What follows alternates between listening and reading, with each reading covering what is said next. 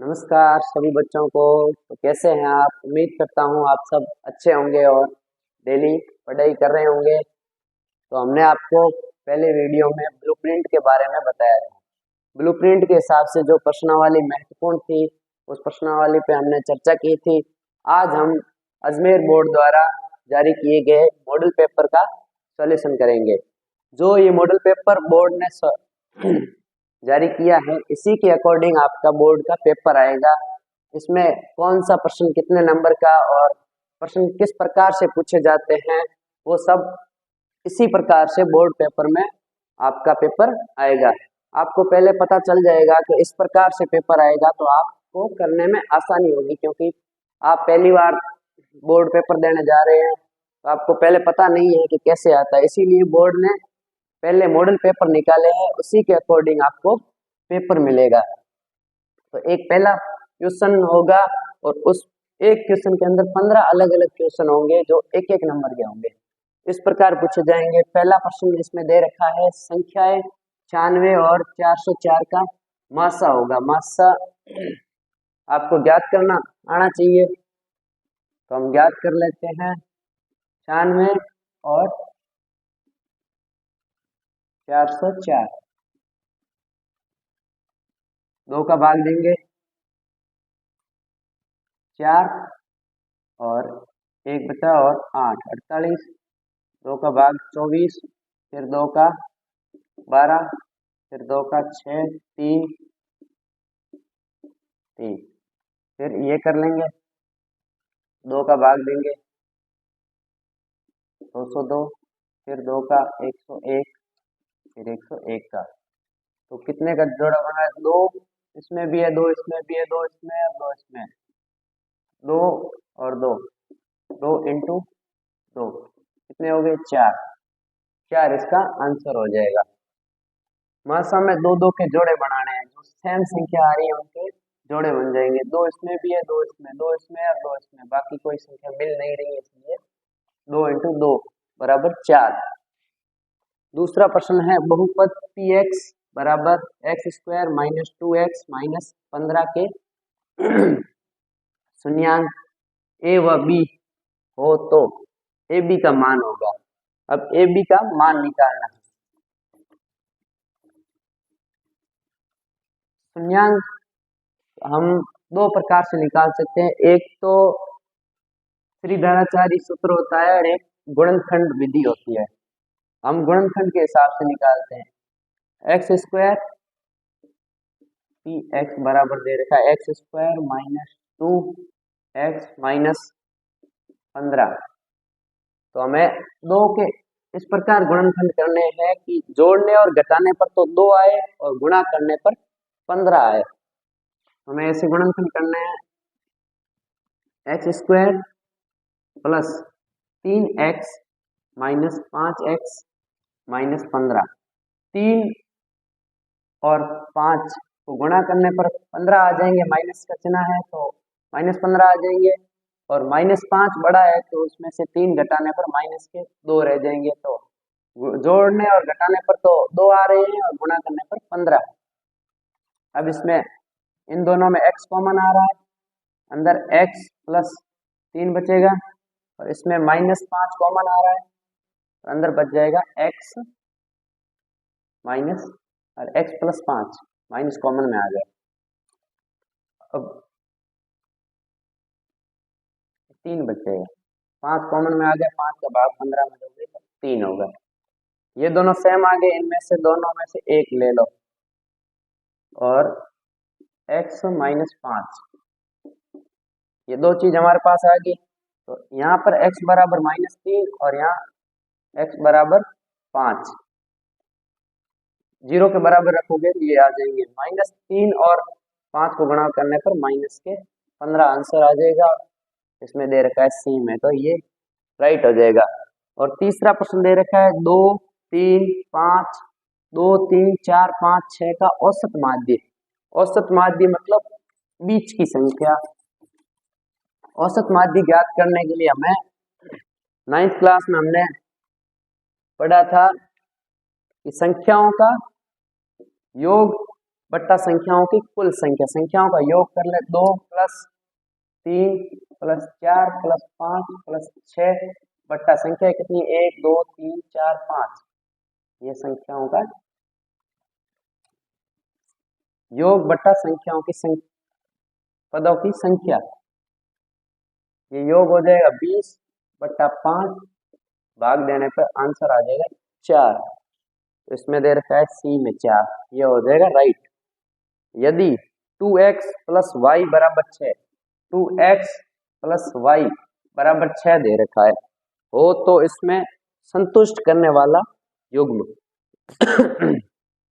इसमें संतुष्ट करने वाला युग्म ये जो दे रखे हैं, इसमें जो पहला है ये x है और दूसरा y। अब इसमें रख के देख लो, x की जगह 0 रखोगे तो ये 0 हो जाएगा, ये संतुष्ट नहीं होगा, तो हम c रखेंगे।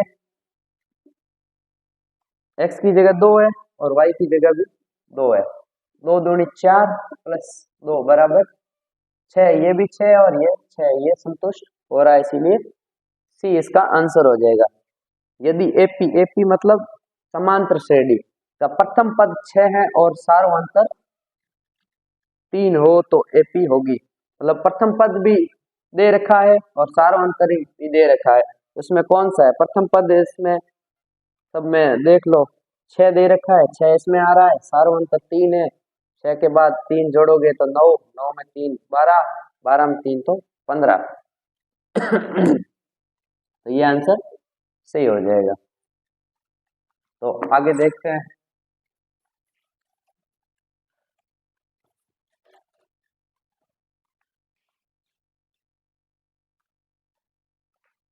तो आगे देखते हैं, प्रश्न नंबर 6 दे रखा है, निम्न में से कौन सी समरूपता की कसौटी नहीं होगी?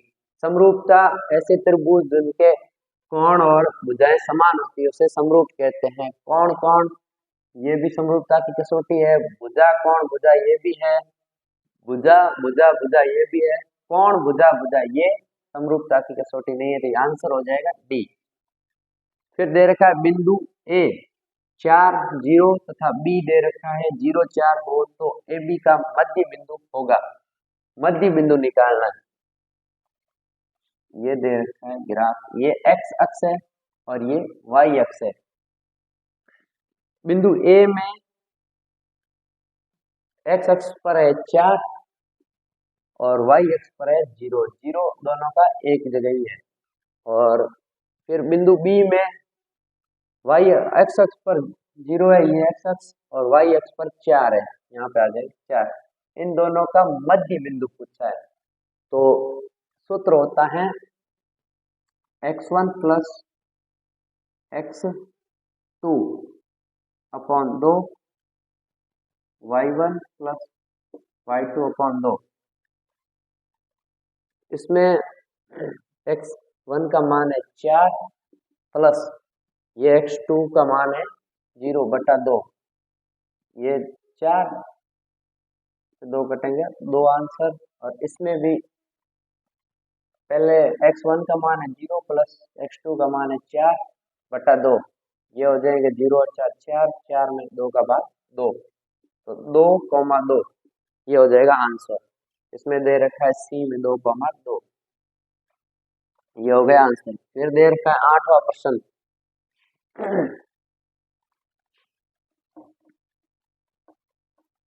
8वां प्रश्न क्या दे रखा है?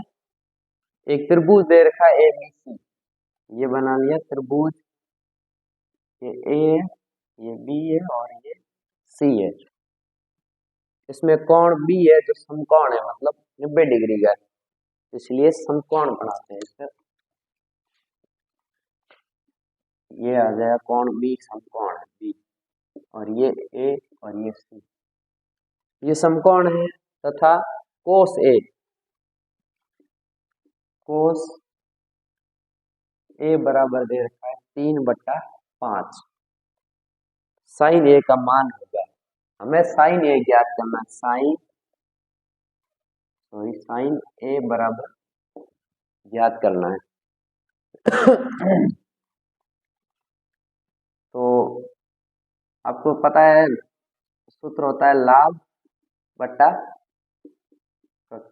तो ये हो गया साइन, ये कोस और ये टेन। तो कोस हमें दे रखा है आधार बट्टा करण। इसमें आधार क्या है, ये है आधार, कितना दे रखा है 3, और करण करण दे रखा है 5। तो हमें निकालना है लंब। लंब ज्ञात करना है तो पाइथागोरस प्रमेय होती है, करण स्क्वायर बराबर आधार स्क्वायर प्लस लंब को मान लेते हैं एक्स, एक्स स्क्वायर। तो एक्स बराबर हो जाएगा under 5 square minus 3 square. X बराबर 5 का स्क्वायर 25 माइनस 3 का 9, ये हो जाएगा 16। रूट 16 का मान होता है 4। तो आंसर इसमें ये आ गया लंब 4। अब क्या निकालना है, साइन ए। साइन ए का मान, साइन क्या होता है लंब बटा करण। लंब क्या है 4 बटा करण क्या दे रखा है 5, 4 बटा 5। इसमें 4 बटा 5 बी में दे रखा है, तो ये आंसर हो जाएगा इसका। आगे देखिए क्वेश्चन नंबर 9। किसी मीनार की छाया इसकी ऊंचाई के बराबर हो तो सूर्य का अवनमन कोण।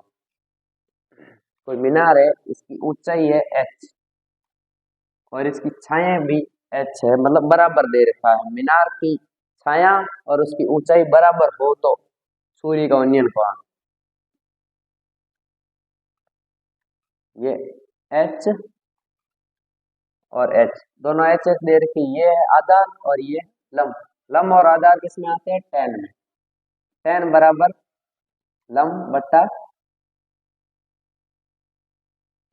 आधार। लंब बटा आधार दे रखा है, tan बराबर h अपॉन h, दोनों को काटेंगे तो tan बराबर 1। tan 1 कितने का मान होता है, tan 45 का। तो इसमें आ जाएगा 45, ये हो जाएगा आंसर। और 10 नंबर पे है वर्ग अंतराल 10, 25 का वर्ग चिन्ह। वर्ग चिन्ह निकालने का मैंने आपको सूत्र बताया था। क्या था, निम्न सीमा प्लस ऊपरी सीमा बट्टा 2। इसमें निम्न सीमा है 10 प्लस ऊपरी सीमा है 25। 10 और 25 को जोड़ोगे तो 35, 35 में 2 का भाग 17.5। इसका आंसर हो जाएगा 17.5। किसी वर्त के व्यास के सिरों पर खींची गई स्पर्श रेखा। कोई वर्त दे रखा है, उसके व्यास के सिरों पर खींची गई स्पर्श रेखा, ये हो गया वृत्त, और ये वृत्त का व्यास है, और व्यास के जो सिरे हैं इनको स्पर्श करके 2 रेखाएं खींची है। तो ये रेखा है क्या है, समांतर। तो इसमें हो जाएगा समांतर। चलो आगे देखते हैं। देखिए 12वां क्वेश्चन दे रखा है, भुजा 7 सेंटीमीटर वाले एक घनाकार ब्लॉक के ऊपर एक अर्धगोला रखा हुआ है और उस गोले का व्यास पूछा है। क्वेश्चन पूरा नहीं लिखा हुआ है, इसका व्यास बताना है। ये एक घन है, घन की सभी भुजाएं समान होती है।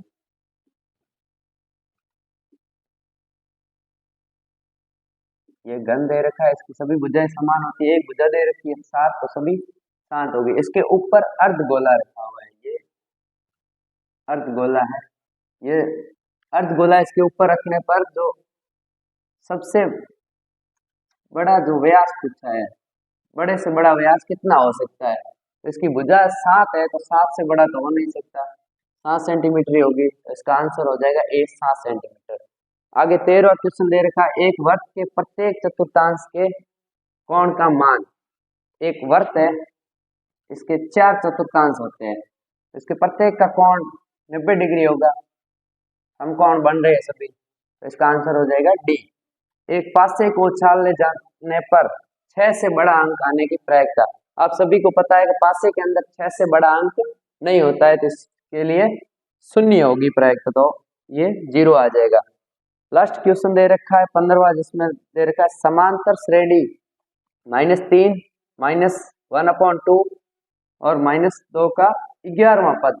11वां पद निकालने का सूत्र होता है an बराबर a प्लस n-1 d।